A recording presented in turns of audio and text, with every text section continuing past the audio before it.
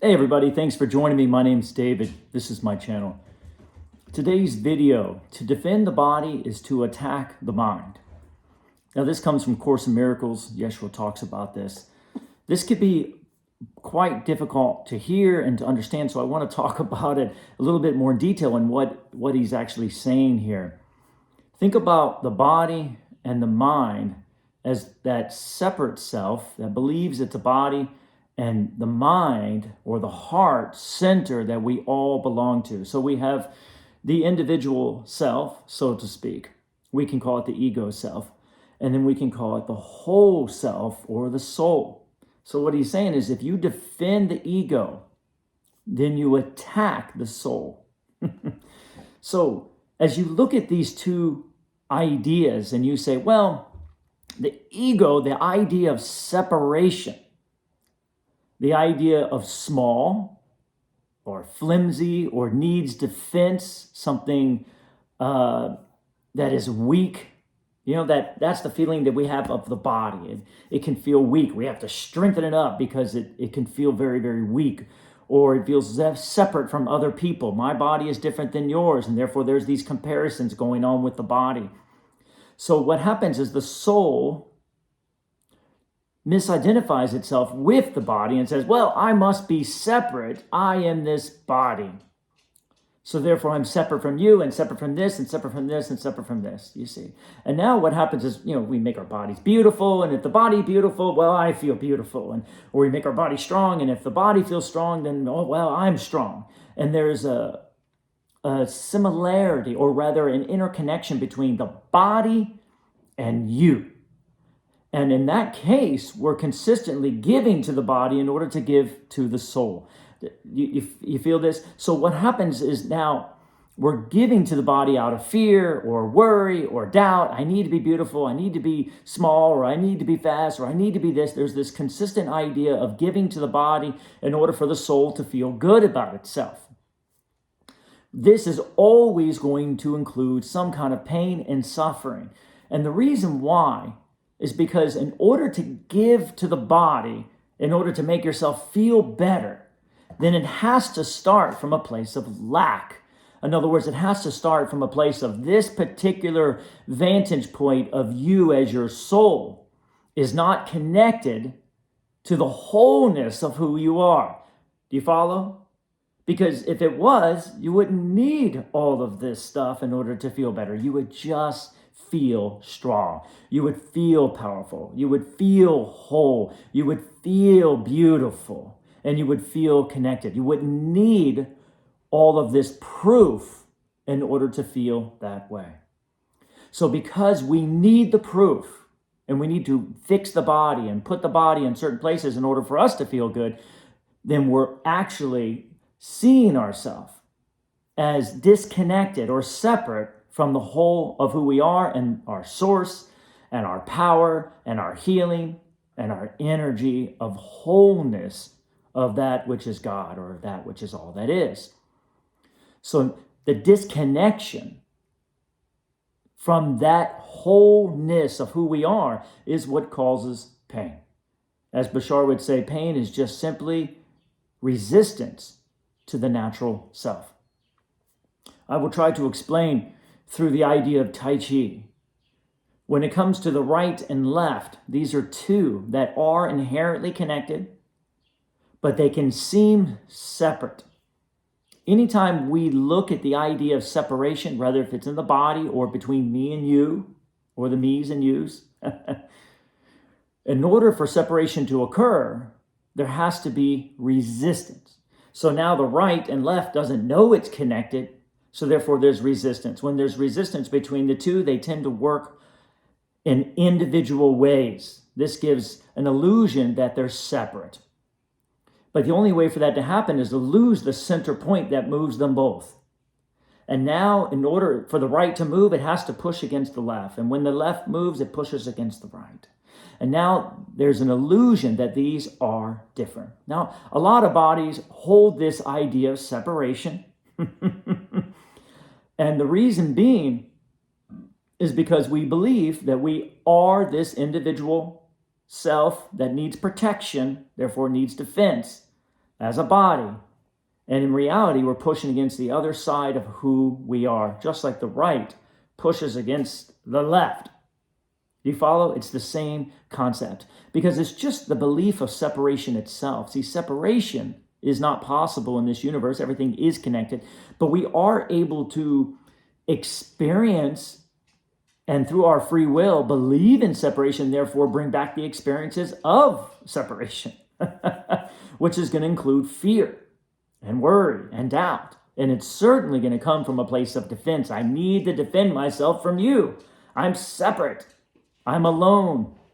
So we get those feelings of alone and separate, and I need something. I need people. And most importantly, I need to plan my life.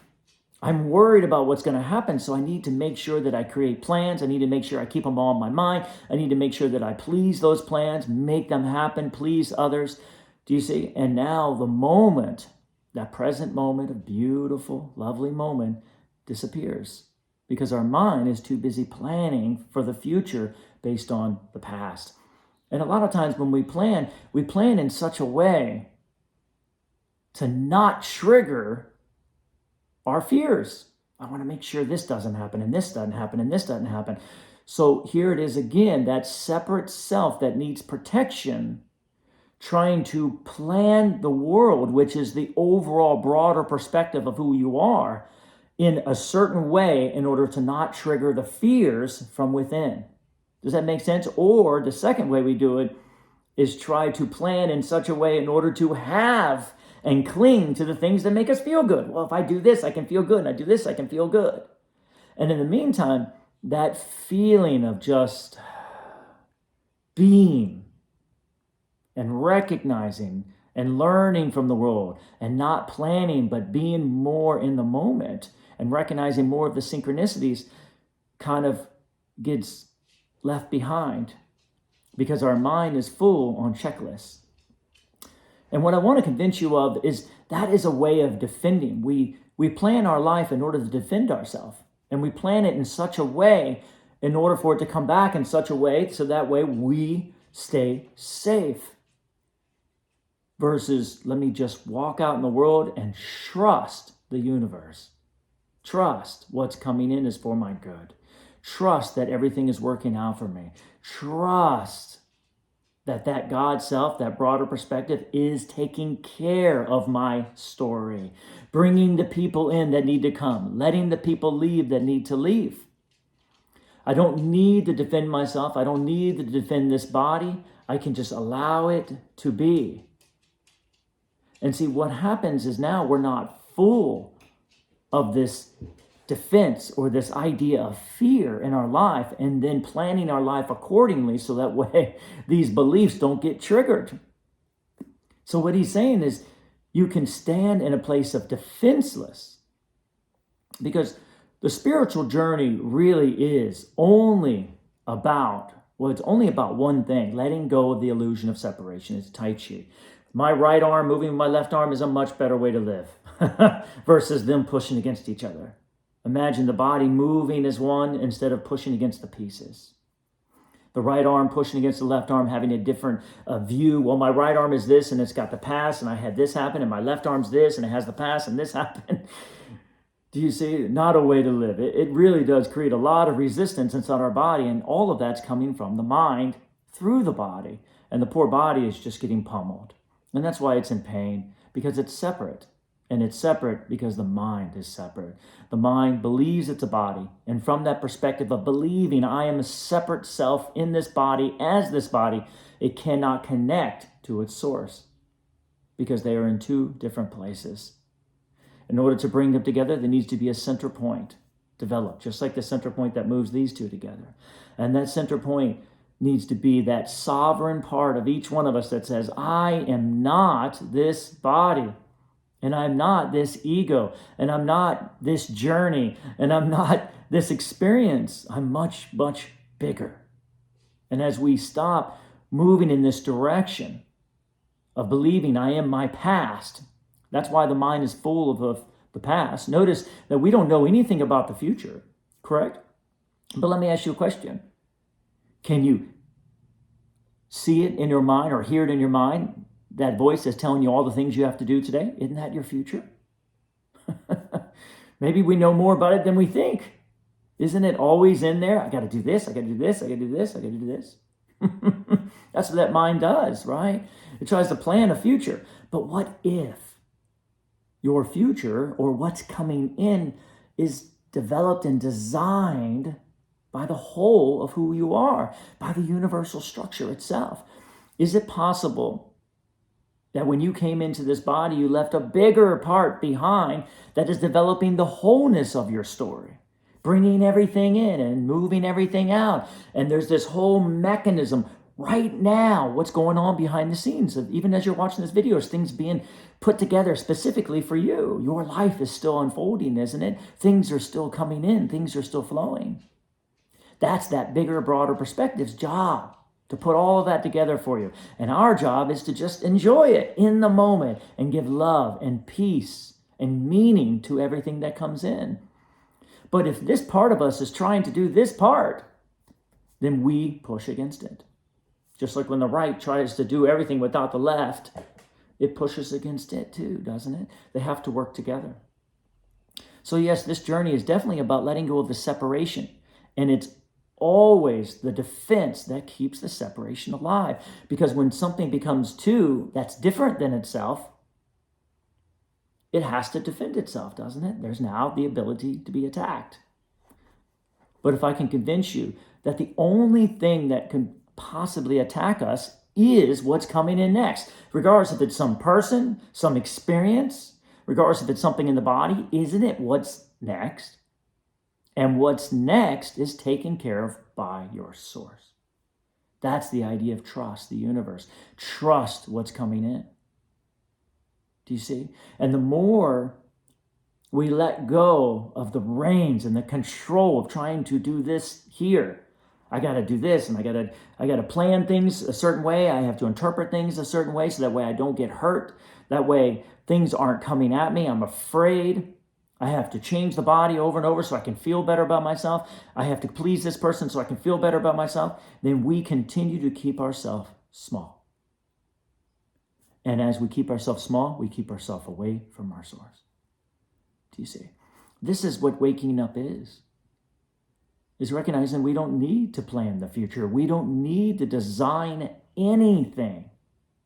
It's already done. All we need to do is let go of our defenses against what's coming in and have trust, have hope. See, the interesting thing that I've learned is that if you have fear and you congest your energy, then what comes in absolutely can come in such a way you can attract experiences and circumstances that will be fearful. Of course, for no other reason to let you know that those defenses are still there. So there's always good that comes from what comes, even if it feels like bad. But as you let go and start trusting more and more, the vibration releases, the heart opens, and you will start attracting different experiences, more from what you have asked for. Your desires will start flowing in more and more and more. As we trust more and more and more from this place of the present, which is the only place that we have control over right here, right now. Am I going to stop defending my life, and am I going to allow it to be? That's the only decision we'll ever make. Can I allow this moment to be as it is? Can I spread my joy and love upon what is in front of me right here, right now? Can I breathe it in with my whole being and breathe it out? Can I give something positive to what's in front of me in order to receive it back? That's our journey. That's what we signed up for. I'm going to look out into the world. I'm going to find something good in it right here, right now. I'm going to give it my joy. I'm going to give it my love. I'm going to give it my attention. I'm going to listen. I'm going to let go of my past. I'm going to let go of the stories of my past. I'm going to let go of trying to tell people how great I am and how special I am. I'm going to let go of the checklist in my mind. And I'm going to recognize when that mind tries to remind me, and I'm going to say, no, today I'm going to be free. And how are you going to be free? By letting go of all the things you have to do. And just be in the moment.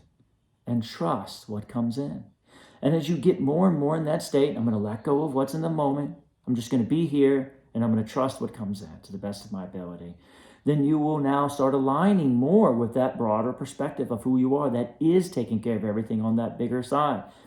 And now from that trust, you guys will come together more and more and more.